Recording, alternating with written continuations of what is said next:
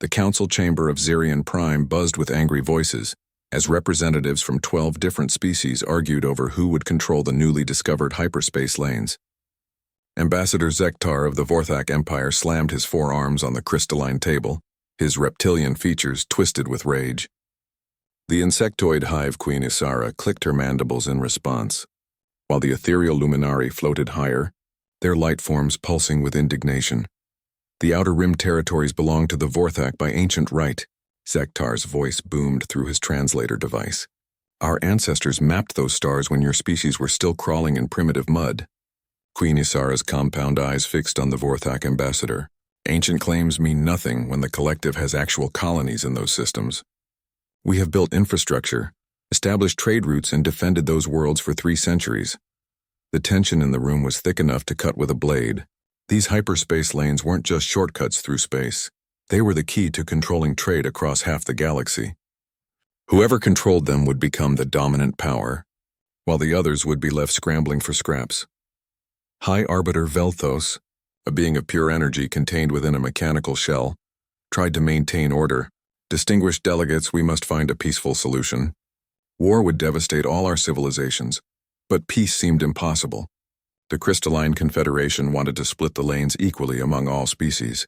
The Void Hunters claimed salvage rights to everything in those sectors. The Machine Collective calculated that they had the strongest legal claim based on settlement patterns. Each species had valid reasons for their position, and none were willing to compromise. The debate had been raging for 6 standard months. Ships from various fleets had begun positioning themselves near the disputed territories. What started as defensive measures was quickly escalating into a full military buildup. Scout reports indicated that the Vorthak had moved 3 battle fleets to the border. The Hive had deployed their infamous bioships, living vessels that could adapt and evolve during combat. The Luminaries' energy weapons could disintegrate entire planets. In the midst of this chaos, something unexpected happened. A small, unremarkable ship requested permission to dock at Xerion Prime. The vessel was crude by galactic standards, metal plates welded together, primitive fusion engines and communication systems that barely functioned. Most species would have dismissed it as space junk, but the ID signature identified it as belonging to a species that most had heard rumors about but few had ever seen. Humans, these strange bipedal creatures from a backwater world called Earth, had somehow developed faster than light travel despite their obvious technological limitations. They were newcomers to the galactic community, having only made first contact with the Centauri Trade Federation 5 years earlier. Most species considered them curiosities at best, primitive mammals who had somehow stumbled into space travel through sheer luck and stubbornness. The human ship docked without fanfare.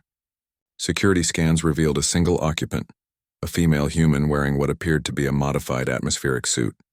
She had brown hair tied back in a practical style and eyes the color of Earth's sky. Her name, according to the manifest, was Captain Sarah Chen, representing something called the Terran Diplomatic Corps. The request to address the council was so unusual that it took 3 hours of debate just to decide whether to allow it. Humans had no official standing in galactic politics. They controlled exactly 1 star system and had a population smaller than most individual hive colonies. What could they possibly contribute to this crisis? But curiosity won out over protocol. Perhaps the novelty of seeing a human would provide a brief distraction from the escalating tensions. The council agreed to grant her 5 minutes to speak, a courtesy they might extend to any random tourist, but nothing more. Captain Chen entered the chamber without ceremony. She walked to the center podium with steady, confident steps that seemed odd for someone representing such a minor species. Her eyes swept across the assembled delegates, taking in the various forms of alien life without apparent intimidation. When she spoke, her words were clear and direct. Honored delegates, I come before you not as a representative of a powerful empire or ancient civilization, but as someone who has spent the last 2 months studying your conflict from the outside. Sometimes fresh eyes can see solutions that those too close to a problem cannot. The Vorthak ambassador snorted dismissively. What could a primitive species possibly understand about our complex territorial disputes? Your entire civilization spans 1 small planet. Captain Chen smiled, an expression that several species found unsettling, though they couldn't explain why. You're absolutely right, Ambassador Zektar. We are primitive. We've only been in space for a few decades. We don't have energy weapons or bioships or fleets that can shatter moons. But we do have something that seems to be in short supply here. Experience with cooperation. She activated a small device that projected a holographic image of Earth. My planet has over 200 different nations, each with their own languages, cultures, and interests. For most of our history, we fought each other over resources, territory, and ideology, wars that lasted decades, weapons that could destroy entire cities. We came very close to wiping ourselves out completely. The image shifted to show scenes of human cities, diverse populations working together, and the orbital stations that served as humanity's first steps into space. But we learned something important. Competition drives innovation and progress, but cooperation determines survival. We didn't reach the stars by fighting over who deserved them most. We reached them by working together, pooling our resources and accepting that everyone benefits when we all succeed. The chamber had grown quiet. Even the most aggressive delegates seemed curious about where this was heading. Captain Chen continued, her voice carrying a conviction that transcended the translation barriers. You're all focusing on who gets to control these hyperspace lanes, but you're asking the wrong question. The real question is, how do we make sure everyone benefits from them? Because if you go to war over this, there won't be any lanes left to control. There will just be debris fields and the bitter memory of what you destroyed while fighting over it. The silence that followed was different from the angry tension that had filled the room earlier. It was the silence of minds beginning to consider possibilities they hadn't thought of before. Captain Chen had their attention now, and she intended to use it. The reaction to Captain Chen's words was immediate and mixed. Some delegates shifted uncomfortably in their seats, while others leaned forward with interest. The luminary's light form flickered in what their species used to express contemplation, while the mechanical representative of the machine collective processed her statement with visible calculation subroutines running across his display panel. Queen, Isara's mandibles clicked in what might have been amusement. Cooperation is a luxury for species that don't face extinction if they lose access to critical resources. The hive requires these trade routes to feed our expanding colonies. Without them, billions of our kind will starve. And the Vorthak need them to maintain our defensive perimeter, Zektar added, his tone less hostile than before but still firm. We have ancient enemies in the dark spaces beyond the rim. Control of these lanes isn't about profit, it's about survival. Captain Chen nodded respectfully. I understand that each of your civilizations has vital needs, but let me share something about human nature that might seem relevant. When we're desperate, when we think survival is at stake, we often make decisions that actually reduce our chances of surviving.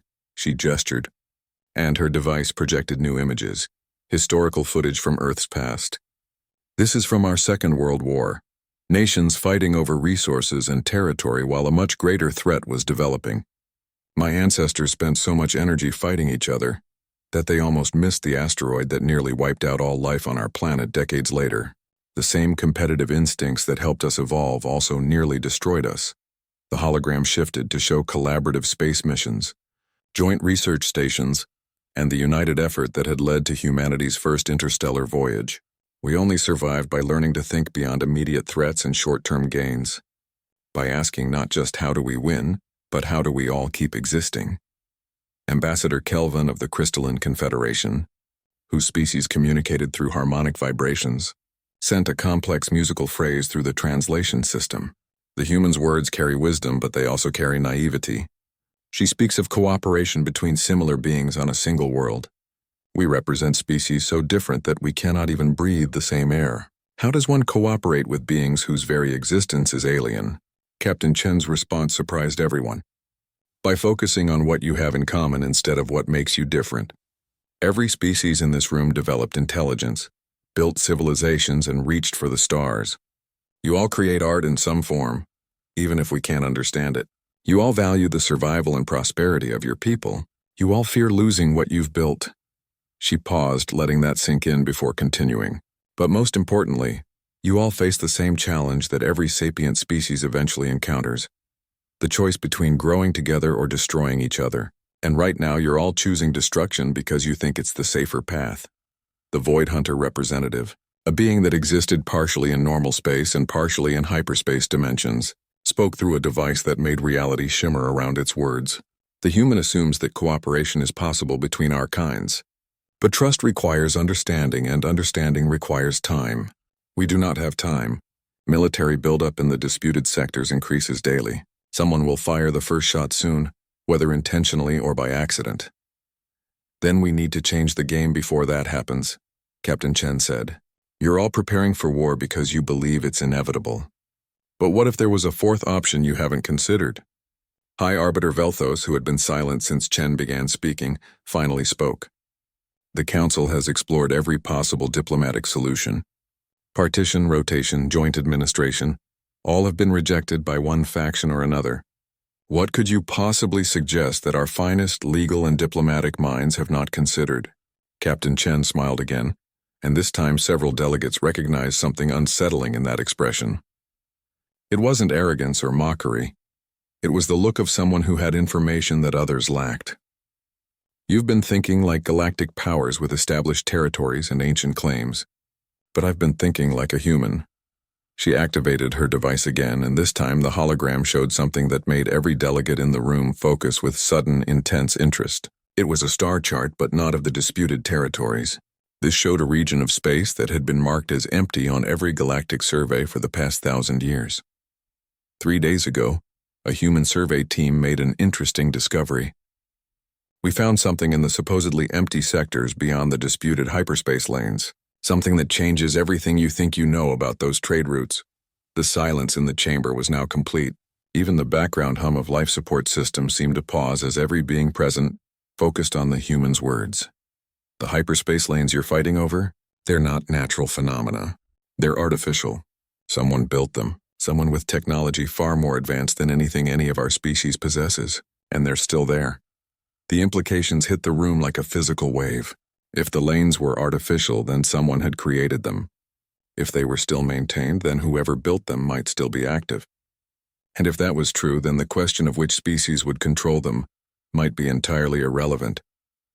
Ambassador Zektar was the first to find his voice. Impossible.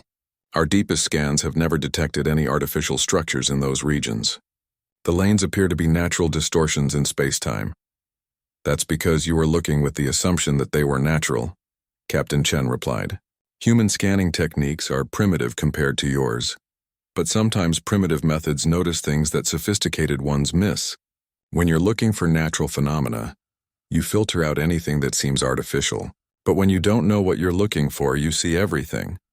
She manipulated her device and the display zoomed in on specific sections of the hyperspace lanes. Now, with the proper scanning frequencies and analysis parameters, artificial structures became visible, massive constructs that had been hidden not by physical concealment but by technology, that made them appear to be natural space-time anomalies.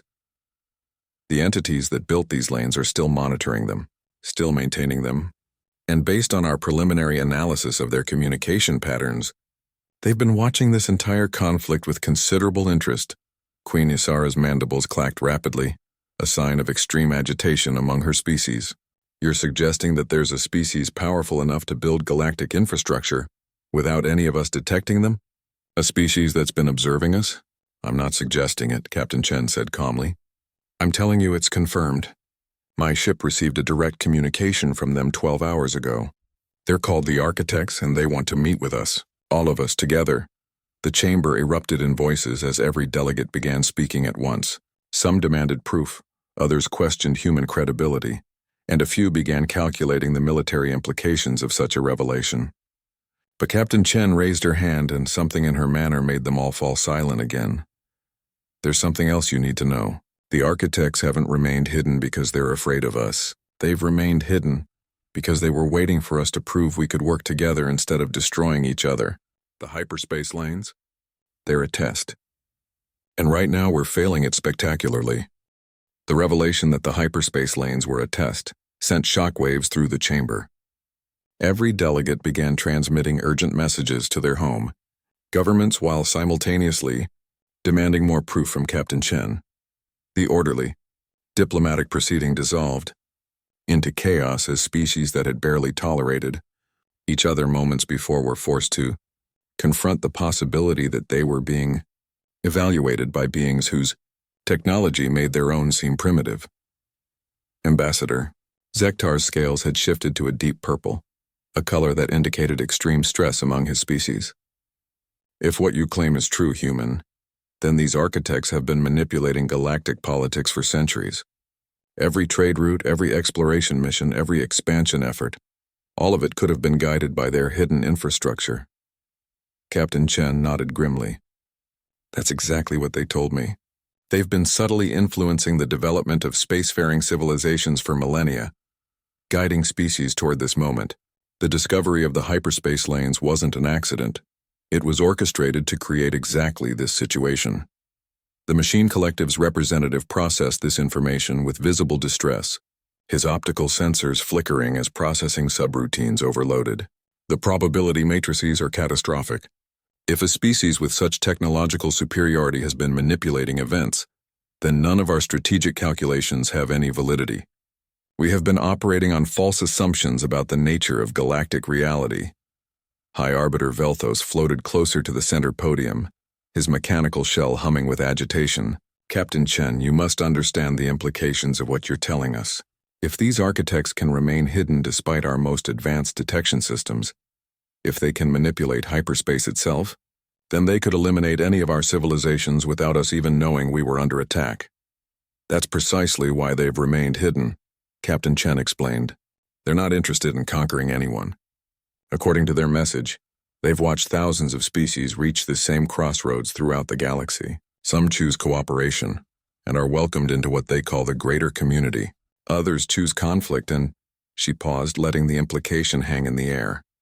Queen Ysara's compound eyes fixed on the human with laser focus. And what happens to those who choose conflict? They destroy themselves long before they become a threat to anyone else. The architects don't need to intervene. Species that can't overcome their competitive instincts never develop far enough to matter on a galactic scale. The Luminary representative, who had been silent throughout the exchange, suddenly pulsed with bright, urgent light. Their translator converted the complex photonic patterns into words. This explains the Great Silence. For 3,000 years, we have detected signs of emerging civilizations throughout the galaxy. But then their signals simply stop. We assumed they had achieved faster-than-light communication that we could not intercept. But if they were destroying themselves... Captain Chen's expression grew somber. The architects showed me the records.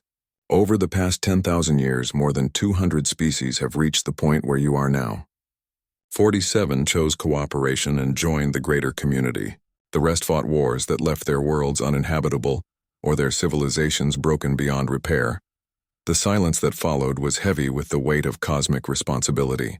Every delegate was now forced to confront the reality that their current crisis wasn't just about trade routes or territorial claims, and it was about the survival of their species and their worthiness to continue existing on a galactic scale. Ambassador Kelvon of the Crystalline Confederation sent a harmony through the translation system, a musical phrase so complex and beautiful that it seemed to resonate in the very structure of the chamber.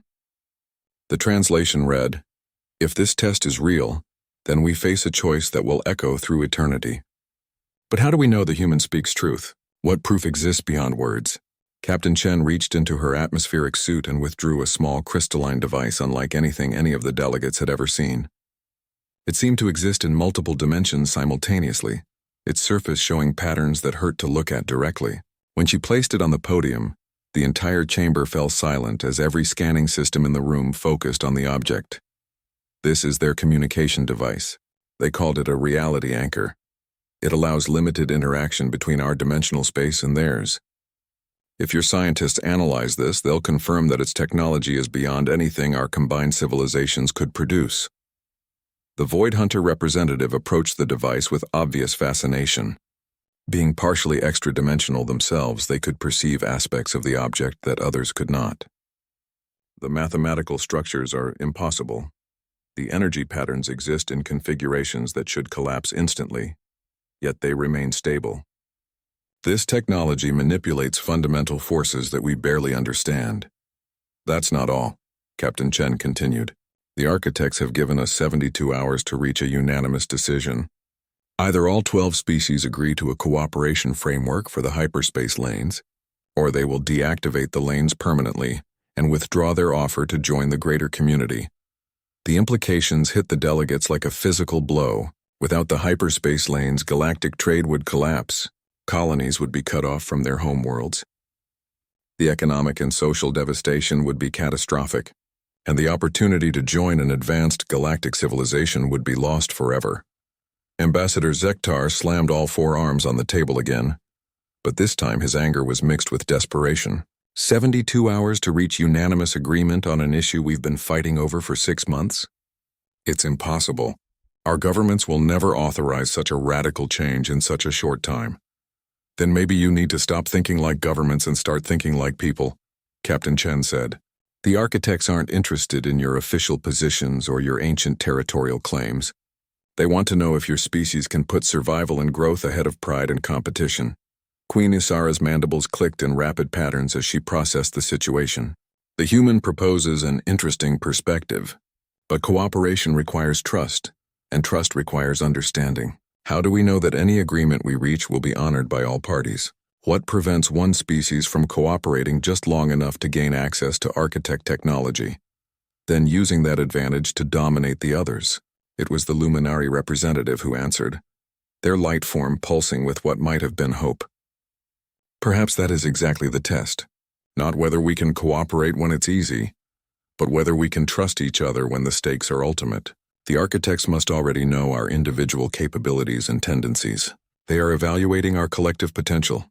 Captain Chen smiled, and this time the expression seemed genuinely warm rather than unsettling. Exactly. They're not testing whether you can follow rules or negotiate treaties. They're testing whether you can evolve beyond the survival instincts that got you to this point, but that will destroy you if you can't overcome them. The machine collective's representative suddenly straightened, his optical sensors brightening with what might have been excitement. Query: has humanity already passed this test? Your species was granted knowledge of the architects and access to their communication technology. This suggests a level of trust that has not been extended to our civilizations. We haven't passed anything, Captain Chen replied. We're taking the test right now just like you are. The only difference is that they chose us to deliver the message because we're the only species that doesn't have anything to lose. We have no territory in the disputed lanes, no ancient claims to protect, no established power base to defend. We can afford to think clearly because we're not blinded by what we think we need to preserve. The truth of her words resonated through the chamber. Every other species was trapped by their own success, their own achievements, their own fears of losing what they had built. Only humanity, as newcomers with nothing to protect, could see the situation clearly enough to understand what was really at stake. But that clarity came with its own burden. Captain Chen looked at each delegate in turn, seeing beings who represented civilizations spanning millennia, who had achieved wonders that humans could barely imagine, who were now being asked to trust each other and her species enough to risk everything on an unprecedented act of cooperation. The choice is yours, she said quietly, but choose quickly. The countdown has already begun. The first 24 hours after Captain Chen's revelation were the most chaotic in galactic diplomatic history. Every species' home government demanded immediate detailed briefings from their representatives. Military fleets that had been positioning for conflict suddenly found themselves with unclear orders. Scientists across 12 civilizations worked frantically to analyze the readings from the architect device, confirming what many had hoped was an elaborate deception. But the evidence was undeniable. The crystalline communication device operated on principles that violated several fundamental laws of physics as they understood them. Energy readings showed patterns that existed in at least 7 dimensions simultaneously. Most disturbing of all, deep scans of the disputed hyperspace lanes now revealed the artificial structures that had been hidden in plain sight for millennia. Captain Chen remained at Zerion Prime, serving as a liaison between the architects and the increasingly desperate delegates. The weight of the situation was evident in her tired eyes and the way she moved with careful precision, as if every action might have cosmic consequences. And perhaps it did. The breakthrough came from an unexpected source. The youngest delegate present, Sub-Commander Rith of the Aquatic Collective, had been quietly observing the proceedings without speaking. Her species lived in the deep oceans of their homeworld and had only recently developed the technology to survive in atmospheric conditions long enough to participate in galactic politics. Most delegates barely acknowledged her presence, assuming her species was too new to space travel to offer meaningful contributions. But it was Rith who first understood what the humans were really asking of them. "Captain Chen," she said, her voice carrying the fluid musical quality of her underwater native language, even through the translator. "Your species has no claim to the hyperspace lanes, no territory to defend, no ancient grievances to resolve. Yet you are asking us to trust you with information that could reshape galactic civilization. Why should we believe that humanity won't use this situation to their own advantage?" The question hung in the air like an accusation. Every other delegate focused on Chen with renewed attention, realizing that they had been so overwhelmed by the implications of the architect's existence that they hadn't questioned humanity's role in these events. Captain Chen was quiet for a long moment, then did something that surprised everyone. She laughed. Not mockingly or dismissively, but with genuine amusement. "Sub-Commander, you've just asked the most important question of this entire crisis, and the answer is simple. You shouldn't trust us." The reaction was immediate and intense. Several delegates began speaking at once, while others activated emergency communication protocols to contact their governments. But Chen raised her hand for silence and continued. "You shouldn't trust us, just like we shouldn't trust you, and none of you should trust each other. Trust isn't the solution here. Understanding is." She activated her display device again, but instead of showing star charts or architect technology, the hologram displayed something much simpler, the interior of the human ship that had brought her to Zerion Prime. "This is our fastest starship, our most advanced piece of technology. As you can see, it's barely functional by your standards. The hull is patched metal plates, the computer systems are primitive, and the life support fails every few days. We built it because we had no choice. If we wanted to participate in galactic civilization, we had to reach the stars somehow." The image shifted to show Earth, but not the beautiful, unified planet she had displayed before. This showed the reality: sprawling cities struggling with pollution, nations still maintaining massive military forces despite global cooperation treaties, and vast areas where poverty and conflict continued to shape daily life. "This is our homeworld. We haven't solved poverty or war or environmental destruction. We haven't achieved the peaceful, advanced civilization that most of your species enjoy. We're still working on basic problems that you solved millennia ago." Ambassador Zektar's confusion was evident in his shifted posture. Then why would the architects choose your species to deliver their message? Why trust such critical information to a primitive civilization? "Because that's exactly the point," Captain Chen said.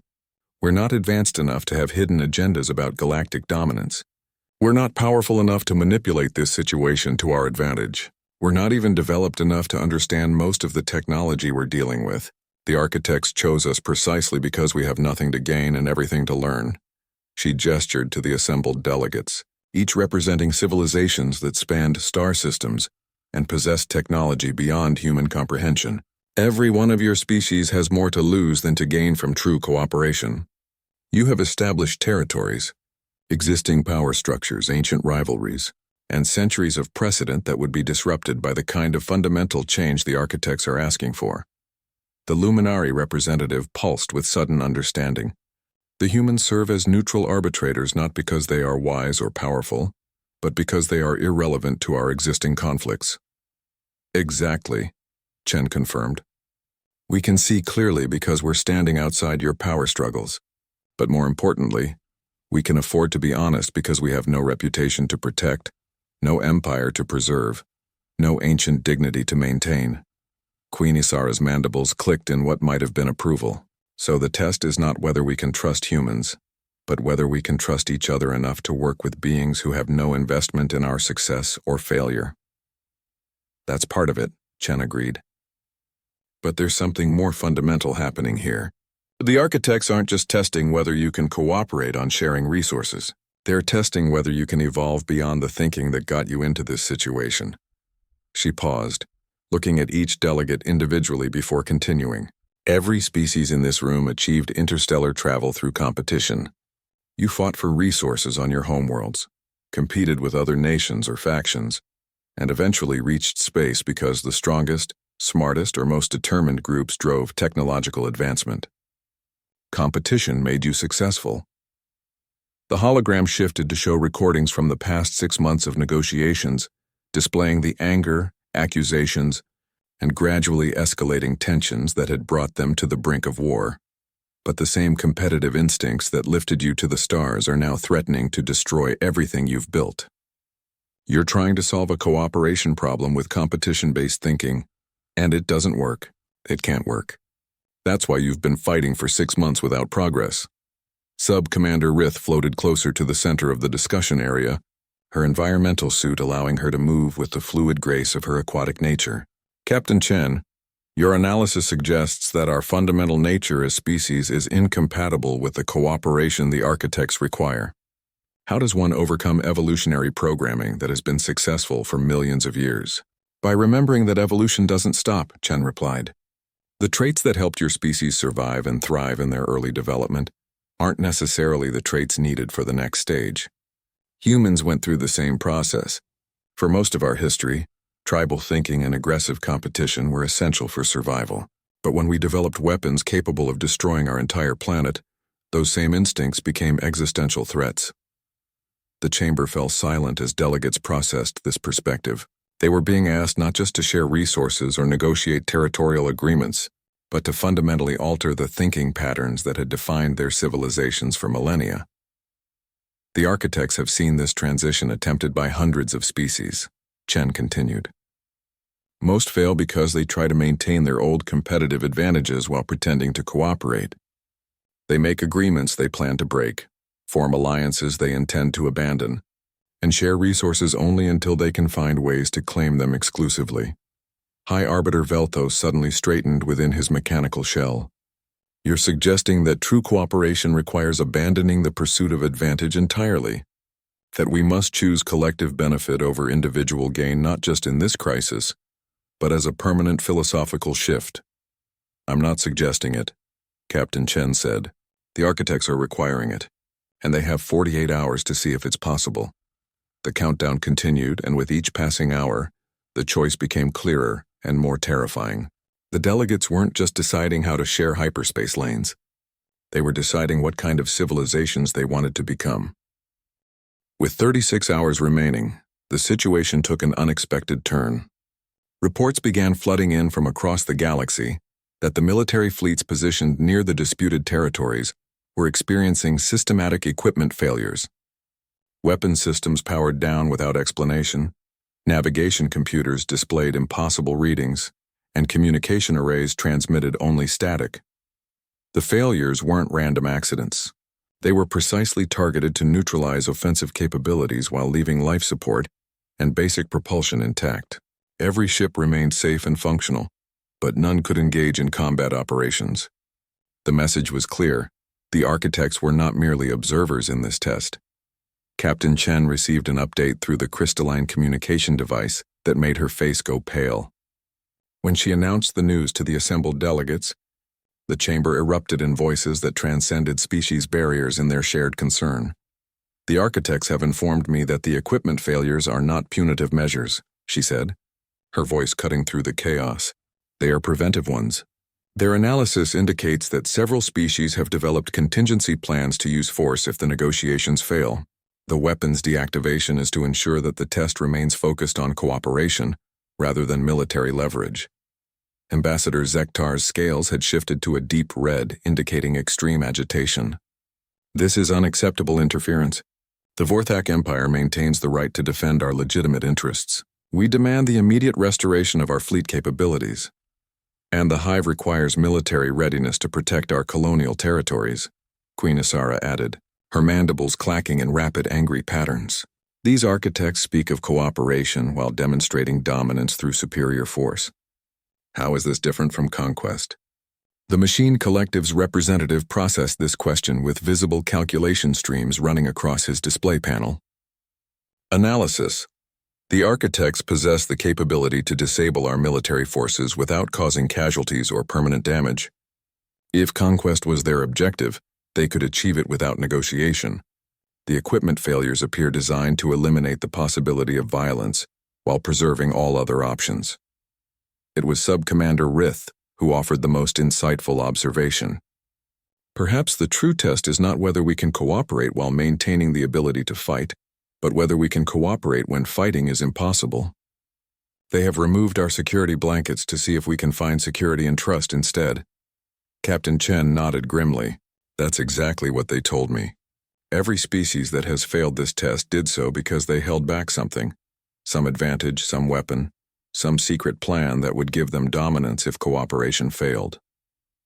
The architects are forcing us to make this choice without any backup plans.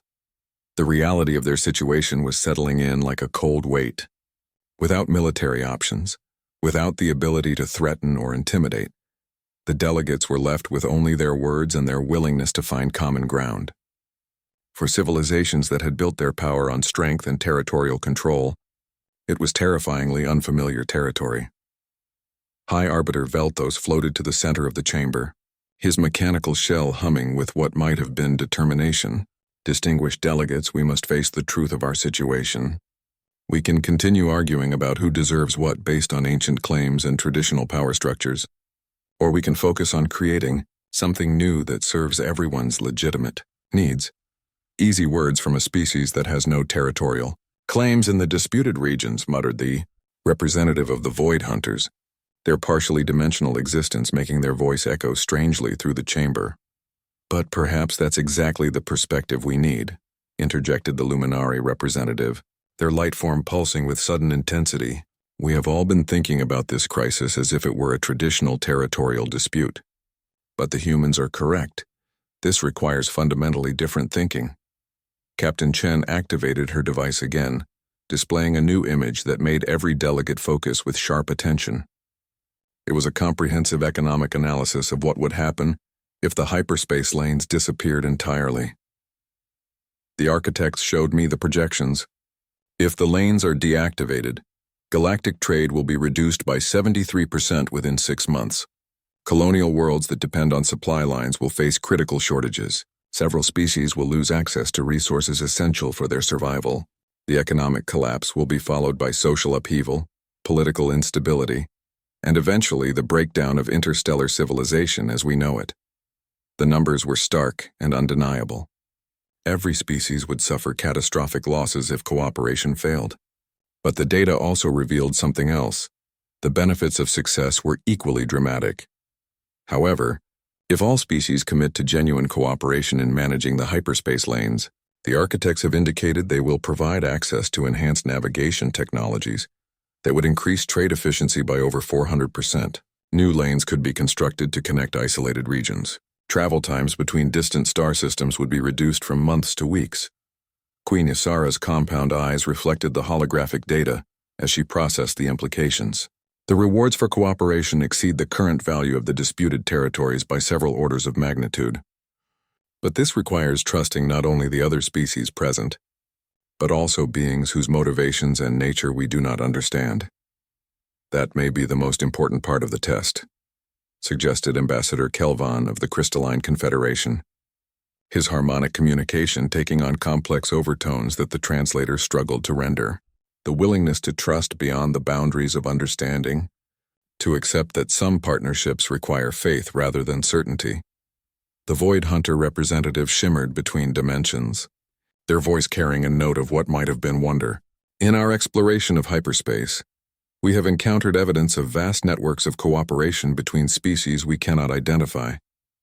The patterns suggest civilizations working together across distances and timescales that dwarf our current understanding.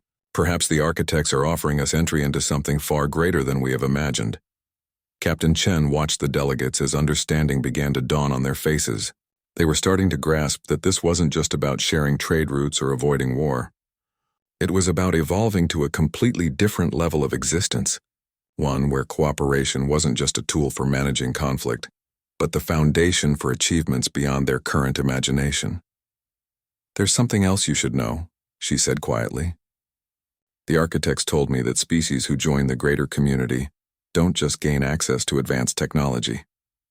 They become part of a galactic civilization that has been working together to explore distant galaxies, to understand the fundamental nature of reality, and to preserve and nurture the development of younger species throughout the universe."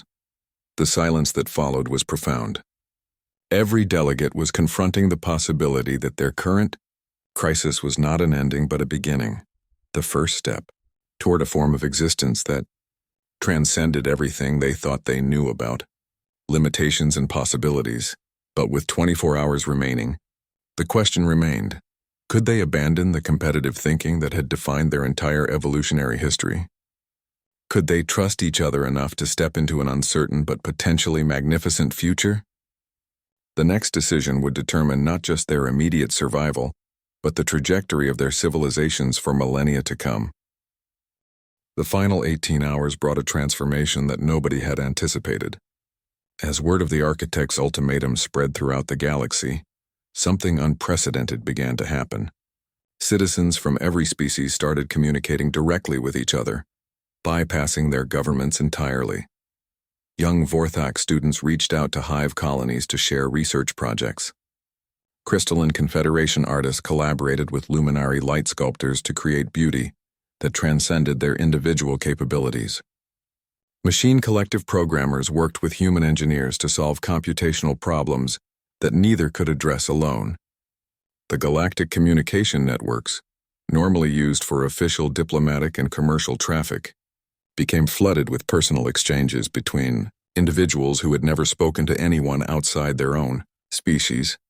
Captain Chen watched these developments through the communication feeds with growing amazement. It's incredible. Once people understood what was at stake, they started cooperating naturally. The governments have been the ones making this impossible, not the populations.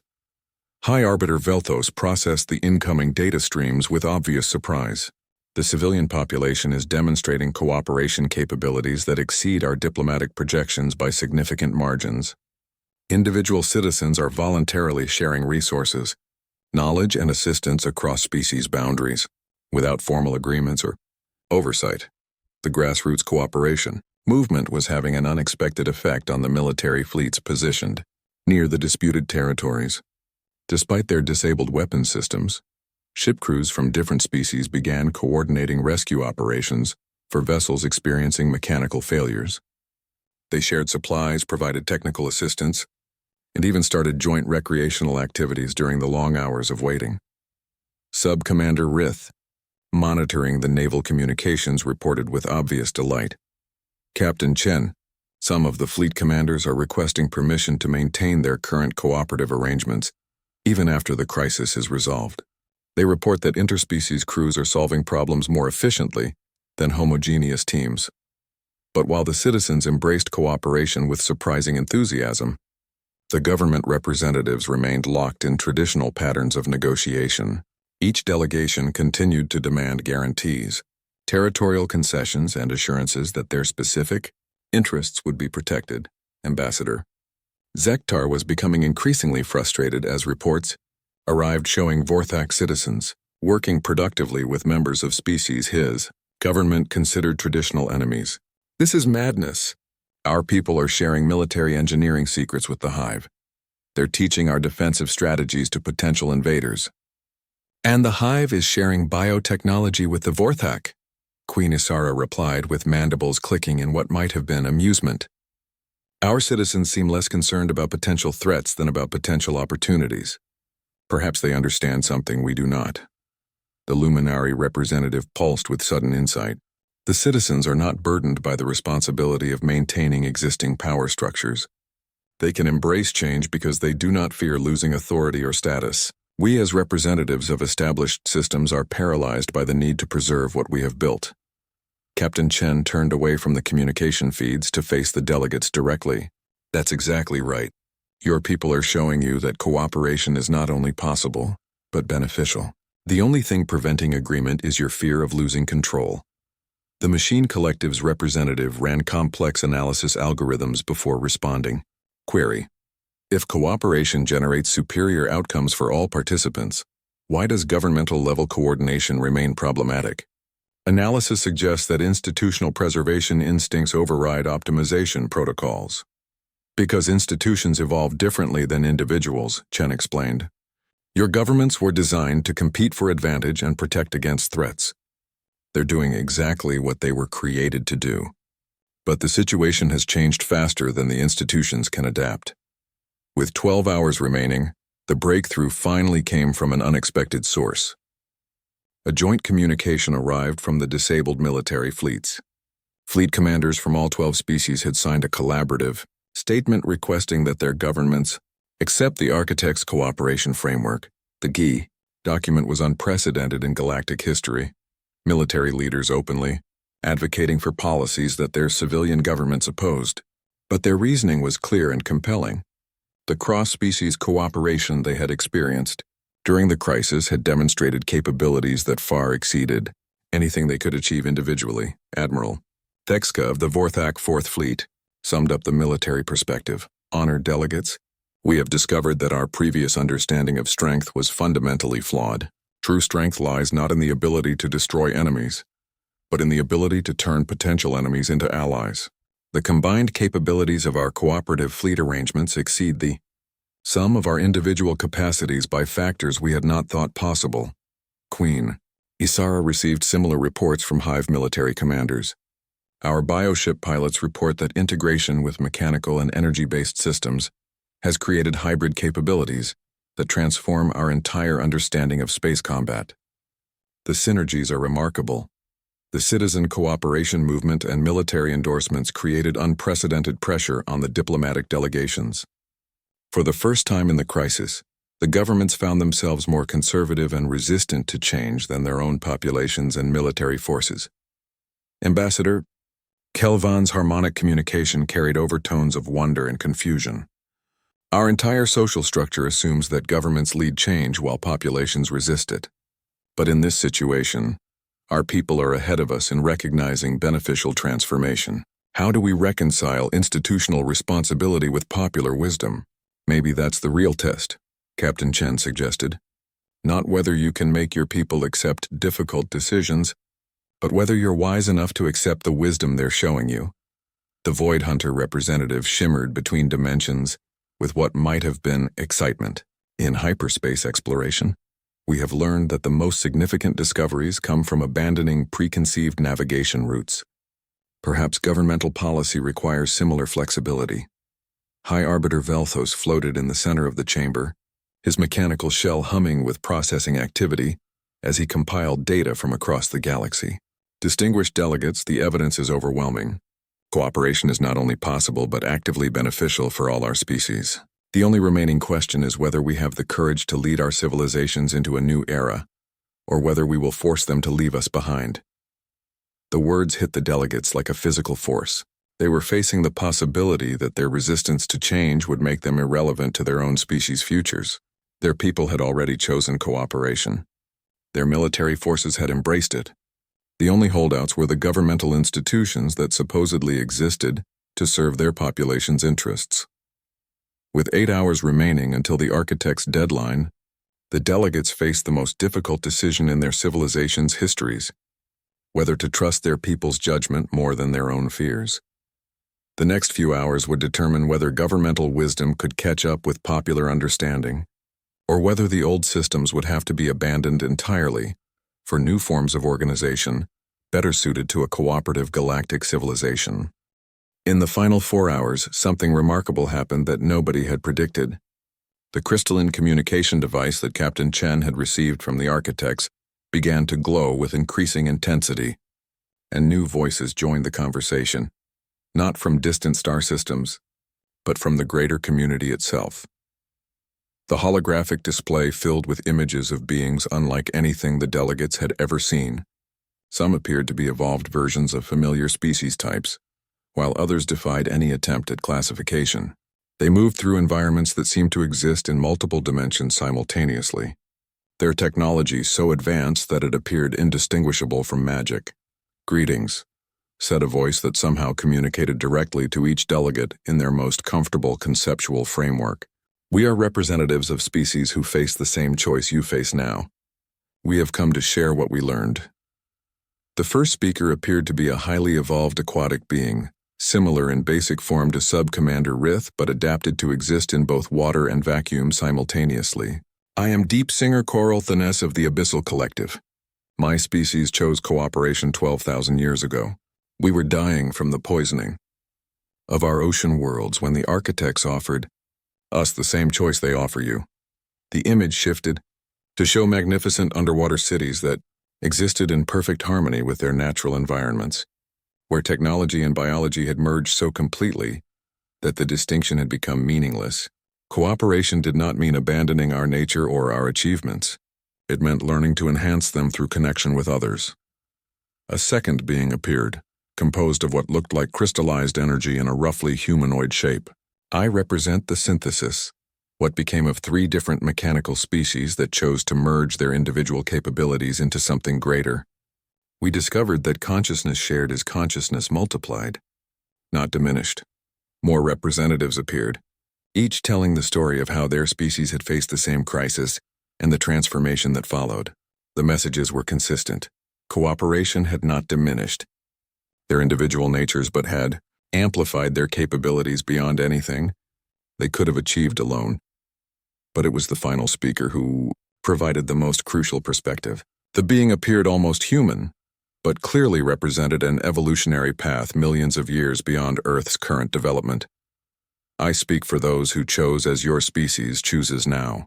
The path of cooperation is not easy. It requires abandoning the illusion of individual supremacy that served your evolutionary development, but that becomes a barrier to cosmic development. But the reward, the being gestured, and the display showed galaxies where entire star systems had been transformed into works of art, where planets served as libraries containing the knowledge of millions of species, where beings traveled not just through space but through time and dimension to share experiences across the entire span of existence. We have learned that consciousness is the universe's way of understanding itself. But isolated consciousness, no matter how advanced, can only comprehend fragments. Connected consciousness can embrace totality. Captain Chen felt tears running down her face as she watched the display. This was what humanity could become. This was what all of them could become. But only if they could let go of the fear that had paralyzed them for 6 months. The delegates sat in stunned silence as the implications washed over them. They weren't being asked to sacrifice their civilizations for an abstract ideal. They were being offered the opportunity to transform into something magnificent, beyond their current ability to imagine. Ambassador Zektar was the first to speak, his voice trembling with an emotion his species rarely displayed publicly. The Vorthak Empire has built its strength on the principle that we must stand alone, because we cannot trust others to protect our people. But if what you show us is real, it is real, the evolved human replied, and the protection you seek comes not from standing apart but from standing together. In the greater community, the extinction of any species diminishes all species. Your people become everyone's people, and everyone's people become yours. Queen Ysara's mandibles clicked in rapid patterns as she processed this concept. The hive exists to perpetuate and expand our collective consciousness. You suggest a collective that spans species rather than just individuals of the same type? The boundaries between species become optional, the synthesis representative explained. You remain who you are, but you also become part of something larger. Individual consciousness enhanced by universal perspective. Sub-Commander Rith floated closer to the communication device, her water-adapted form shimmering with excitement. On our homeworld, we learned that the deepest parts of the ocean contain life forms that exist nowhere else, but they survive by sharing resources and protection. The deepest space may require the same adaptation. The luminary representative pulsed with understanding. Light becomes more beautiful when it combines with other light. Perhaps consciousness follows the same principle. High Arbiter Velthos processed the information with visible excitement, his mechanical systems running at maximum capacity. The computational possibilities of truly integrated, multi-species consciousness would be extraordinary. Problems that would take our individual civilizations millennia to solve could be addressed in moments, with 2 hours remaining.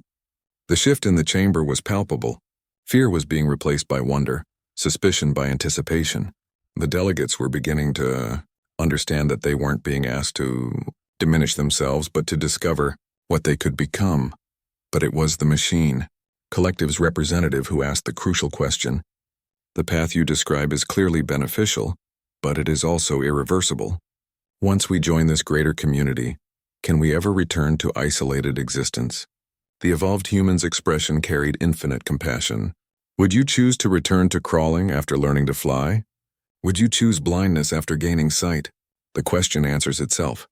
You cannot unknow what you learn or unlive what you experience. Captain Chen checked the countdown display.